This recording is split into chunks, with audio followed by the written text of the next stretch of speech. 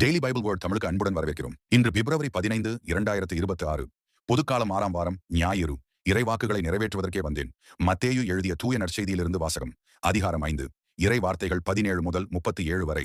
அக்காலத்தில் இயேசு தம் சீடரை நோக்கி கூறியது, திருச்சட்டத்தையோ இறைவாக்குகளையோ நான் அழிக்க வந்தேன் என நீங்கள் எண்ண வேண்டாம். அவற்றை அழிப்பதற்கல்ல, நிறைவேற்றுவதற்கே வந்தேன். விண்ணும் மண்ணும் ஒழிந்து போகுமுன் திருச்சட்டம் யாவும் நிறைவேறும். அதன் ஒரு சிற்றெழுத்தோ ஒரு புள்ளியோ ஒழியாது என உறுதியாக உங்களுக்கு சொல்லுகிறேன். எனவே இக்கட்டளைகளில் மிகச் சிறியது ஒன்றையேனும் மீறி அவ்வாறே மக்களுக்கும் கற்பிக்கிறவர் விண்ணரசில் மிகச் சிறியவர் என கருதப்படுவார். இவை அனைத்தையும் கடைபிடித்து கற்பிக்கிறவரோ விண்ணரசில் பெரியவர் என கருதப்படுவார். மறைநூல் அறிஞர் பரிசேயர் ஆகியோரின் நெறியை விட உங்கள் நெறி சிறந்திருக்கட்டும். இல்லையெனில் நீங்கள் விண்ணரசுக்குள் புக முடியாது என உங்களுக்கு சொல்கிறேன். கொலை செய்யாதே, கொலை செய்கிறவர் எவரும் தண்டனை தீர்ப்புக்கு ஆளாவர் என்று முற்காலத்தவருக்கு கூறப்பட்டிருப்பதை கேள்விப்பட்டிருக்கிறீர்கள். ஆனால் நான் உங்களுக்கு சொல்கிறேன், தம் சகோதரர் சகோதரிகளிடம் சினங்கொள்கிறவர் தண்டனை தீர்ப்புக்கு ஆளாவார். தம் சகோதரரையோ சகோதரியையோ முட்டாளே என்பவர் தலைமை சங்க தீர்ப்புக்கு ஆளாவார். அறிவிலியே என்பவர் எரி நரகத்துக்கு ஆளாவார்.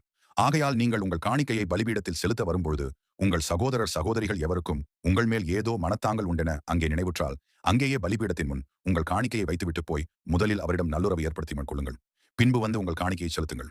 உங்கள் எதிரி உங்களை நீதிமன்றத்துக்கு கூட்டிச் செல்லும் போது வழியிலேயே அவருடன் விரைவாக உடன்பாடு செய்து கொள்ளுங்கள்.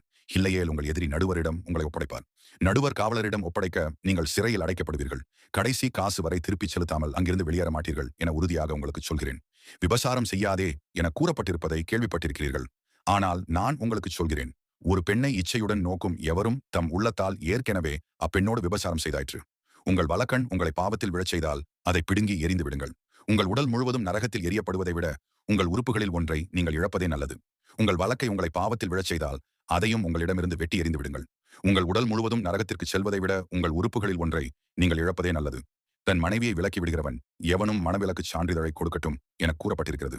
ஆனால் நான் உங்களுக்கு சொல்கிறேன், எவரும் தம் மனைவியை பரத்தைமைக்காக அன்றி வேறு எந்த காரணத்திற்காகவும் விலக்கிவிடக்கூடாது. அப்படி செய்வோர் எவரும் அவரை விபசாரத்தில் ஈடுபட செய்கின்றனர். விலக்கப்பட்டோரை மனப்போரும் விபசாரம் செய்கின்றனர்.